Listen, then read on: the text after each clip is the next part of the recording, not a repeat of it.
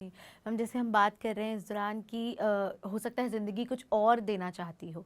ऐसा ही कई बार अक्सर लोगों के साथ होता है, वो कोई भी चीज़ में हार जाते हैं तो वो अपने आप को निराश निराश हो जाते हैं, बिल्कुल अपने आप को एक तरीके से कहने स्ट्रेस में आ जाते हैं।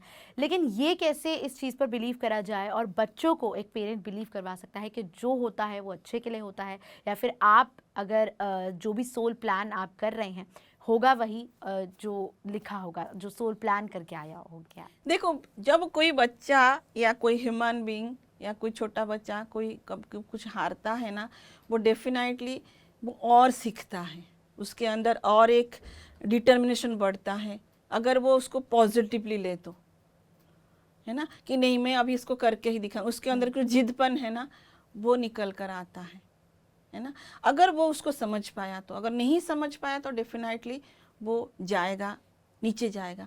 लेकिन वो समझने के लिए पेरेंट को समझना है कि लाइफ में हमेशा जो भी चीज़ें होती है वो अच्छे के लिए ही होती है, और कुछ है रास्ता, उस रास्ते में हमें जाना है।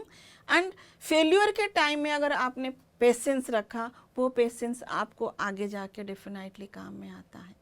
क्योंकि हमारे भीतर, यहाँ पे थोड़ी सी स्पिरिचुअलिटी की बात मैं करूँगी, हमारे भीतर अनंत पोटेंशियल, अनंत शक्ति भरा है?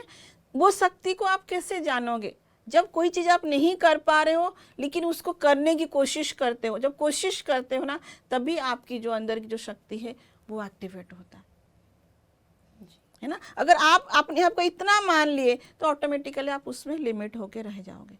यही स्पिरिचुअलिटी है जो हम स्पिरिचुअल पेरेंटिंग बोलते हैं ना। यही हम क्या बोलते हैं कि मेरा बच्चा 50% वाला बच्चा है, मेरे बच्चा 90% वाला बच्चा है। हम एक टैग दे देते हैं, नहीं, आपके बच्चा इन्फिनाइट पोटेंशियल वाला बच्चा है। वो कॉन्फिडेंस अगर एक पेरेंट में आ जाए, वो ट्रूथ अगर एक पेरेंट कब जानेगा? अगर वो स्पिरिचुअलिटी में है तो, अगर उसको सोल की नॉलेज है तो इसलिए हर पेरेंट्स को एक स्पिरिचुअल पेरेंट पहले बनना पड़ेगा। तो ऑटोमेटिकली वो, क्योंकि हर किसी के पास, अगर साइंस को भी देखो, अगर स्पिरिचुअलिटी को भी छोड़ दो तो आज पर साइंस बोल रहा है हमारी ब्रेन का 5% एनर्जी सिर्फ हम यूज़ करते हैं, तो और 95% एनर्जी हमारी ब्रेन का कैपेसिटी का है ना, वो कैसे एक्टिवेट होगा? जब आप मेडिटेट करोगे।